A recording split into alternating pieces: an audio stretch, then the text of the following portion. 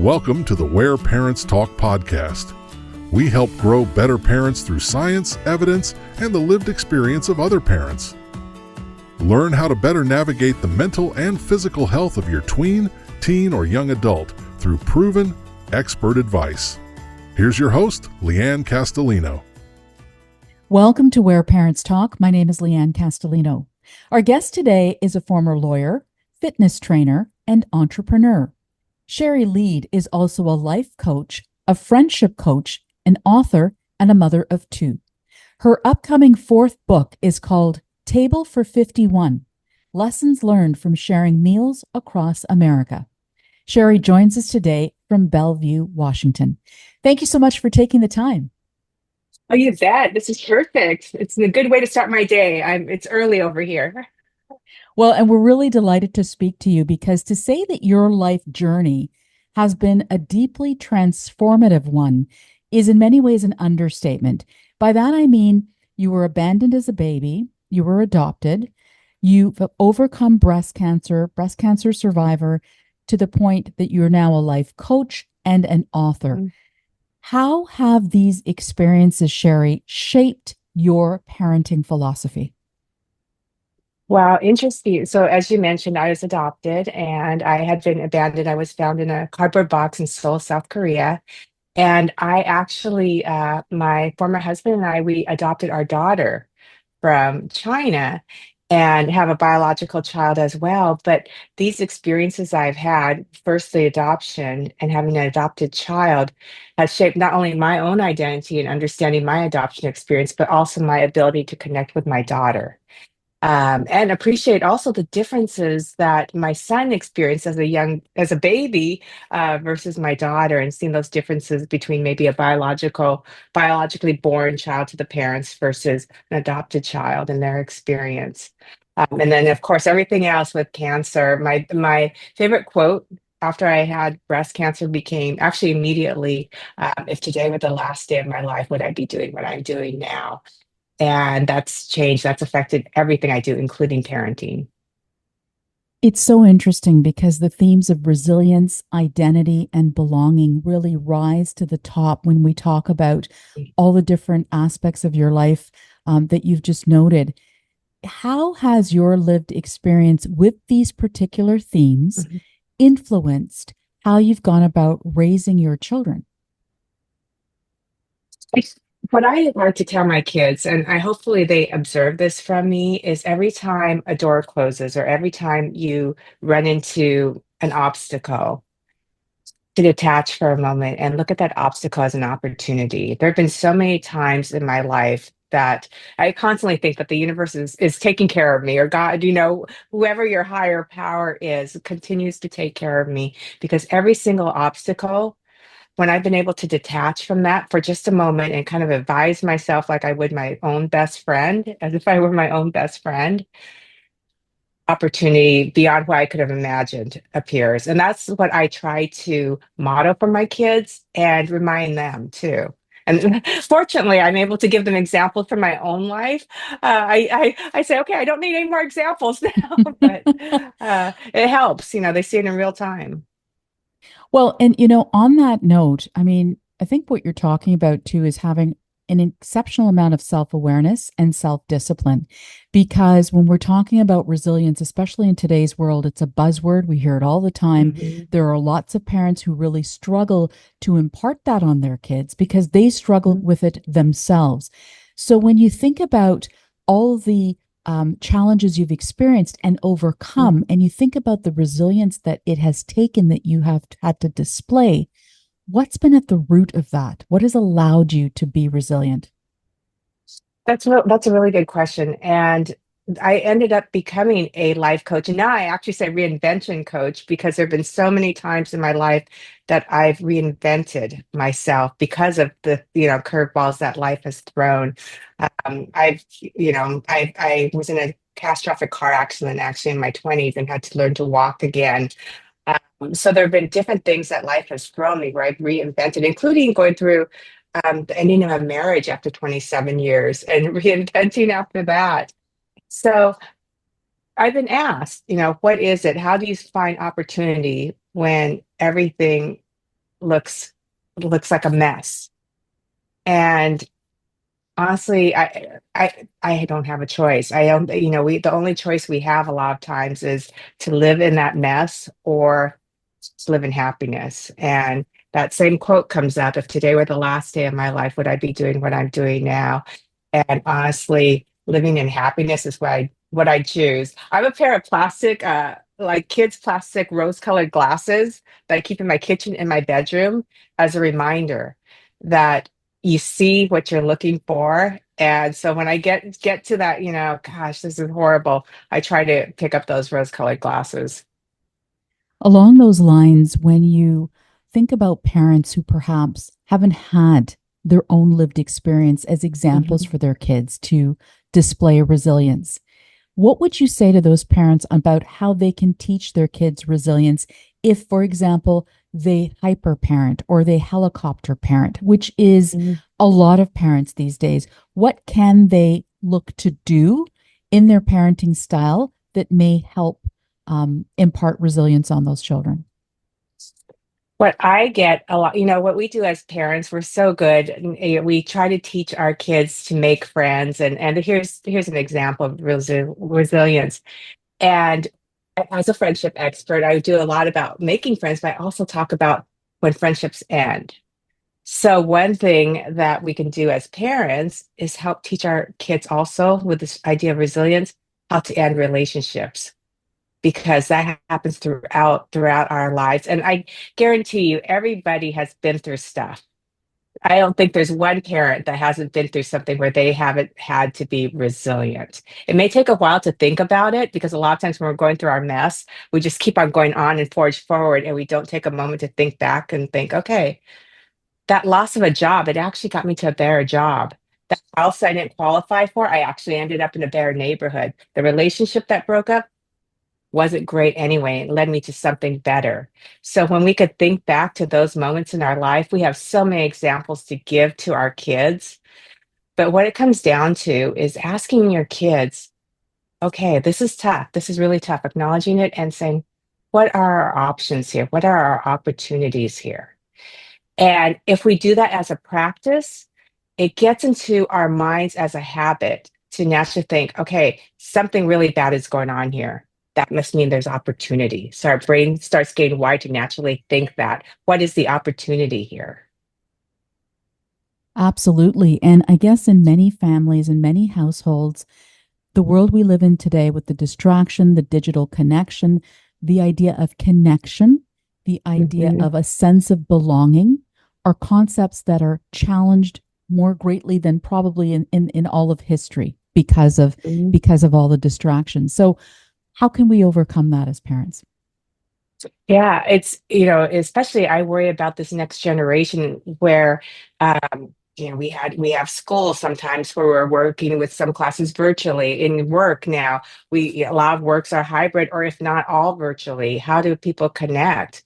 And it's going to take work with parents to make those actual intentional face to face. So our kids don't grow up thinking FaceTime means just a phone. FaceTime is actually face to face, because as we get more into AI, the one thing that AI cannot replicate is that human connection, that one on one connection. Last year, I traveled to all 50 states. I'm not sure if you're aware of this. And I shared a meal with a stranger, a woman that I'd lost contact with decades ago. And it was that face to face connection that I realized, and actually sitting across and sharing a meal with each person, that it brought us together, that any text or phone call or email could not do. And we established these friendships. So being able to teach our children and model this for them, that they need to go out there and have this face to face communication with their friends, with their neighbors. And even, we tell our kids not to talk to strangers, but how to open up conversations instead, teaching them how to open up conversations, even with strangers, with the idea of also safety in mind. On the note of communication, your kids are in their early 20s. And I'm Mhm. curious as to, while you were going through these various life challenges that we've outlined, what kind of communications tactics did you use with them at the different ages and stages? and levels of development that they were at as you, their parent, were trying to navigate these challenges? So my children are very different from each other in their communication style. My older child, she's on the spectrum, and so communicating with her is a little bit different than my younger child, who isn't neurodivergent. But I want to give you an example of what I did when I was going through breast cancer. They were both in high school, and they didn't, it was hard for them to talk to me about what I was going through. And as a mom, I was in my 40s, and as a mom going through cancer, it was hard for me too uh, to explain to my kids what I was feeling. So I actually, and this was what I did. It's not going to work for everyone else. I would post things on Facebook because I knew they were reading that. Like and I actually print my Facebook at the end of every year, and with the idea that maybe my kids at some time will want to look to see what did mom think at this time in her life. But I posted, and I would post pictures like, I had a doctor's appointment. This is, it's sort of a diary, and not ridiculously dramatic or ridiculously too personal, but enough to be able to check in with my kids so that they knew how I was doing when they're at that teenage age that was hard to ask me questions. Yeah, and at different times, actually, with my daughter, now you're reminding me of something. At my daughter and I, we had a little bit more of a difficulty in communicating, and so I would write her letters sometimes because for her, if I got upset, she shuts down and she's not able to respond. And so for her, it was easier for her to respond if she was able to take some time to think about it. So we came to an agreement that, and this was before a lot of texting was going on when my kids were that age. And this was probably when she was in middle school, but I'd write her a letter and I'd say, okay, I'm going to write you a letter, and you have until the next day to respond to me, and you can respond to me in a letter. And that actually worked really well. And we had a notebook that we write these letters in. So it's an ongoing notebook that we still have to this day. And it's a great memory of our relationship back then when it was a little bit more contentious. One of the other pieces that is so, important in your story, and we kind of alluded to it earlier, is the sense of belonging piece. As a parent today of two young adults and what you see going out in the world, how would you characterize why a sense of belonging as a child within a family unit, et cetera, why is that important and even more critical as we move forward? Well, it's your identity in the world. It's your self-confidence. And this is something I struggled with, and I noticed we all do, right? But my daughter and I being adopted, I noticed this has been a big piece for her entire life, and it's been a big piece for me too. Always trying to find this sense of belonging. Both my daughter and I actually don't know our original birth dates, and that's a piece of belonging. And it's hard to, when you don't know who you are or where you're placed in the world, to proceed with confidence. And confidence, the definition of confidence being that no matter what life throws our way, we can handle it. And as parents, man, that's what we want our kids. We want our kids to know that no matter what life throws their way, they can handle it. And if they don't have that sense of belonging, meaning they don't know where their place is in the world, it's really hard for them to have that confidence to be able to um, look for opportunity when life throws them those curveballs that we were talking about earlier. Let's pivot to the different careers that you've had, because that is such a Mhm. fascinating story in and of itself. You moved from a career in law to life Mhm. coaching and also being an author. And one of the things that you talk about is moving away from external expectations Mhm. towards finding your passion.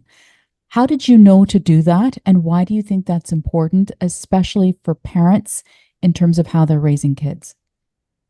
Yeah, it's so competitive now with kids and schools, and it's really easy to get caught up in that grind. And I notice this even now when you ask another parent, what is your child doing now?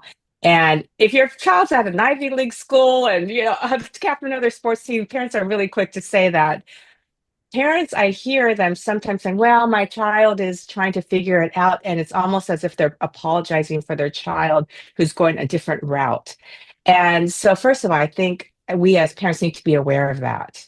If we find ourselves making excuses sort of for our children because they aren't on this high, this pedestal that we tend to put certain kids on, and they're going a different path, we need to check ourselves because our kids are going to pick that up too.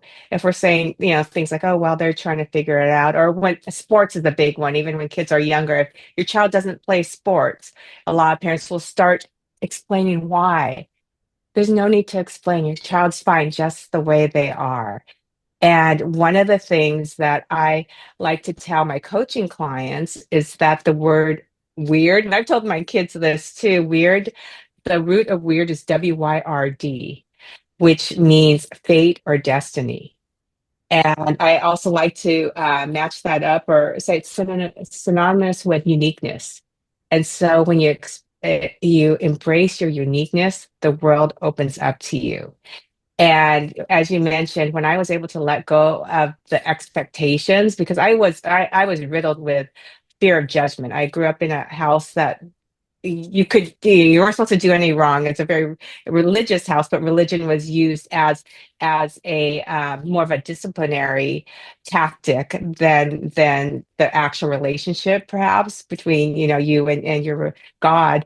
And so there's a lot of judgment that I was raised with. So I really had to fight that idea of being able to do what felt what right to me, and embrace my uniqueness. But once I embraced my uniqueness, the world opened up to me. And um, I'm so much happier now than I was when I was practicing law or doing something that maybe externally looked more successful, at least by career title. So, what was the tipping point then for you, Shari, that you took you from being a trial lawyer, which you were doing for well over a decade, I should add, Mhm. to pivoting over to, life coaching and being an author? Quite honestly, it's one of those things where it's the curveballs too. So when we adopted our daughter, we did not know that she had some special needs. And my former husband was an attorney or is an attorney also. We both of us weren't getting our full work week in. So we decided that I stayed home as almost by necessity as opposed to well planned out plan for us. We weren't planning on being a one income family. But if that hadn't happened, I wouldn't have been able to really understand who I was and what my passions were. So I stayed home for a while. I became a fitness coach while I was staying home, which gave me some business knowledge. And I met incredible women in that process and realized that I have this ability to coach people and not just physically coach them, but also coach them through their challenges. And I had this ability to ask questions, which in part I may have learned from practicing law. I was a litigator. And so everything kind of was setting me up to where I'm at now. I didn't start writing until after 50. And now I'm a professional speaker, writer, reinvention coach. And all of this is my passion, what I'm doing now. But this couldn't have happened. And this also happened after breast cancer when I decided, okay, it's time for me to do something. My kids are old enough. I could go into a business and work full time. What is it that I want to do? And because of my experience with cancer and people asking me how I was able to handle it in the way that they observed me handling it, I realized, okay, I can help other people, not knowing what coaching was, but that brought me into this realm. So it's been doors closing or almost tragic events that brought me to something greater than I could have imagined. It's so interesting because your rich body of lived experience and such different experiences, we've outlined. Like when you're with your coaching clients as you are as a life coach and a friendship coach, what trends are you noticing, particularly among parents who might be your Mhm. clients, in terms of some of the pain points that they're experiencing in the world we live in today? And I ask the question because of the unique Mhm. challenges that parents today face that parents have never faced in the history of the world. Any trends that you're seeing that have struck you? One of the biggest ones for parents is that we get so um, upset a lot of times when we think our kids are not doing what they need to do to survive and to make it. And it's the biggest thing is to remind parents, and I have to remind myself this a lot, but especially with my daughter who's on a different path than I went on, that it's their own journey. And their journey is so different than ours, especially it is a different world than we grew up in now. They have different challenges. They have more access to things, and at the same time, they have less access to the opportunities maybe to socialize with one another freely as we did. And so to remind parents that their child's journey is their own. And when that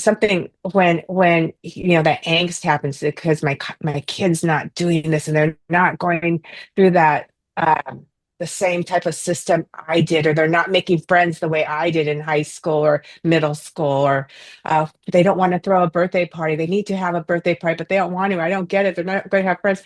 Just take a step back and say, okay, is that your child that you're worried about? Or is that what you're worried about because that was your journey and that wouldn't have worked for you? And understanding that it's your child's own journey really helps detach for a moment, to step back and look at it from an outside view and go, okay, that kid's going to be okay. And to learn from your child too. Yes, absolutely. And I think sometimes, just listening and observing as opposed to offering advice, stepping in, leaning in, which all parents do because we want the best for our kids. It is a challenge, right? For many parents today, when you see what's going on in the world, how, unstable and unpredictable things are, the the fight or flight and the desire to protect kicks in. Mhm. And how can a parent be more self-aware of allowing that child to follow their own path? Well, that's what, when I work with my coaching clients, I tell them, when you feel that angst or this, constant getting upset at something, use that as your buzzer to just say, okay, let me ask myself, take a step back. Is this true? For example, my daughter doesn't drive. And for me, I thought, oh, she's older now. I've accepted that shit. But at age 15, 16, when my friends' kids are getting their licenses, one, there was that competition piece, I think, or as a parent feeling somehow I failed because my kids, they're taking pictures on social media of their kids having their licenses, and I'm not doing that. And people are asking me, oh, does she have her license yet? And one, I needed to detach my own ego from that. It's kind of ridiculous, but you get caught up in that as a parent, as a mom. And realizing, this as an example, I thought, okay, if she doesn't drive, how's she going to get groceries? How is she going to take care of her kids, get to work? It's not safe. And all these ideas in my head of everything that isn't true. I had this future that was so bleak in my head uh, that was absolutely not true. So I had to detach, ask myself, okay, is this true? No, it's not true. A lot of people don't drive. A whole city of New York doesn't drive. I mean, people do fine and they navigate. And this is, now this is a different world than I grew up in as well. Now you have Uber, Lyft. There's so many other options. And yeah, and it doesn't, and so these things I was telling myself, getting myself so wound up with, and pressuring my daughter to try driver's ed and all these different things, really was my own journey and what I thought life would look like for me if I didn't do it. Absolutely. One of the things that we've talked about that is so important in your story is your being able to find your passion and being able to find it through, pretty radical pivots, you can call it, along your journey.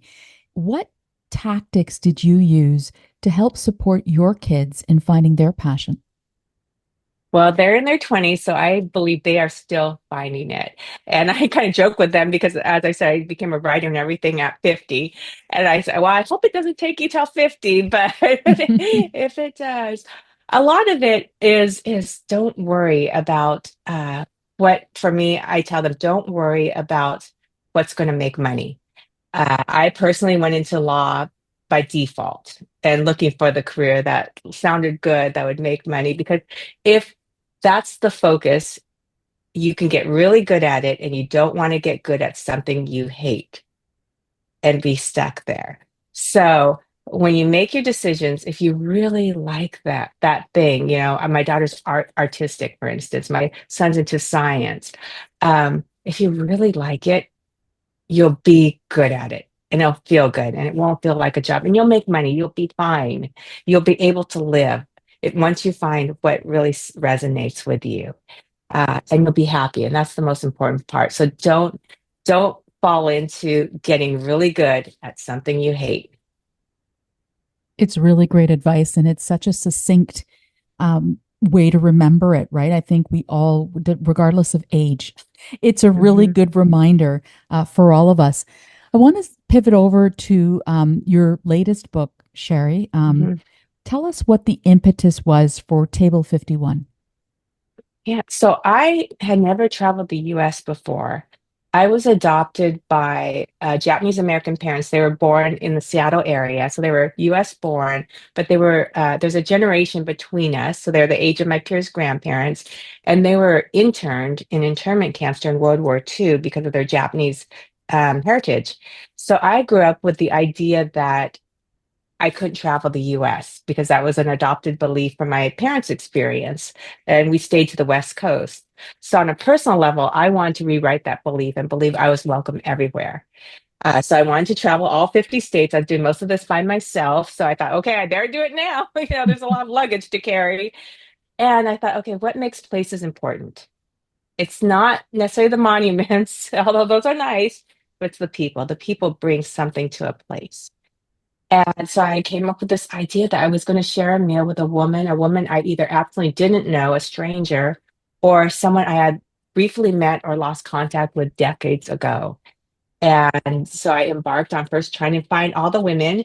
They turned out to be diverse in every way. And once I got the women, my only requirement was that they communicate with me so that when I showed up, they didn't stand me up.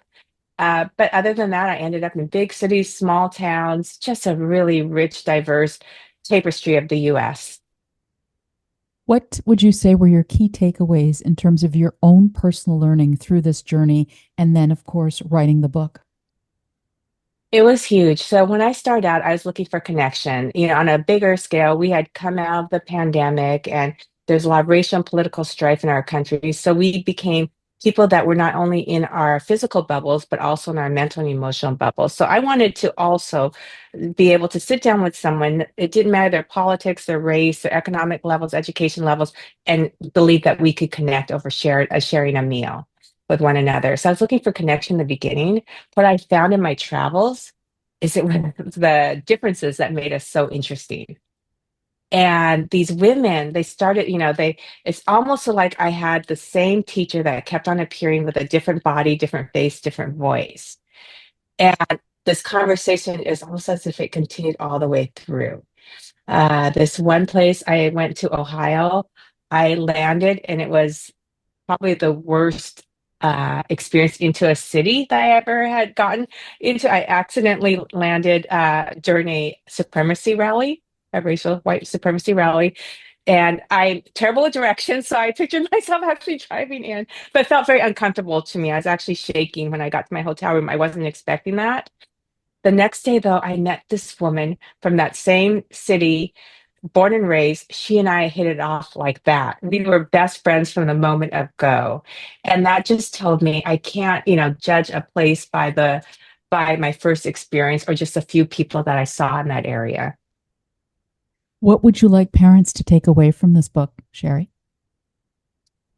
I'd like parents to just the simple power of sitting down and sharing a meal or inviting somebody over. And that could be another, maybe your child has a best friend and you've never met the parent before.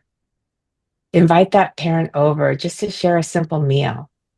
And the thing about sharing a meal, and it could be a neighbor, or a community member, and kids learn and they watch and they see you doing this, and they maybe start modeling this and doing this. So as they get older in this world where we are disconnected because of this great technology we have, they learn to invite people to sit down and share a meal because the magic that happens when you sit down and share a meal, you have oxytocin's released, and that's your bonding hormone, serotonin, dopamine, your happiness hormones. Our mirror neurons kick in, so we start becoming in sync. Our bodies go into rest and digest mode so that we relax and we're not so stressed, and we could communicate with one another.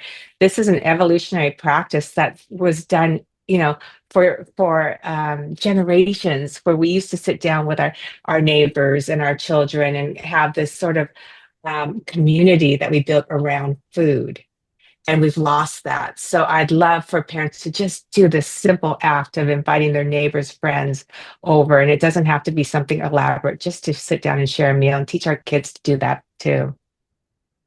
It's such a wonderful, simple way of reconnecting and re-energizing, and underscoring that belonging that we talked about. Such an interesting journey you've had, Shari Leid.